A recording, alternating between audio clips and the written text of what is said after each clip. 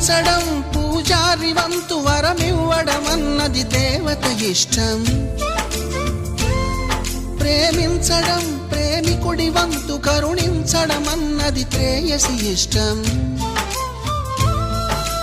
ఎందువల్ల నిన్ను ప్రేమించిందో చిన్ని మనసుకే తెలియదుగా, నిన్ను మరవడం జరగదుగా. ఎందువల్ల నువ్వు కాదన్నావో ఎదురు ప్రశ్నలే వేయనుగా, ఎదురు చూపులే ఆపనుగా. ఏనాటికో ఒకనాటికి నీ ప్రేమ సాధిస్తా. నిన్ను చూడాలని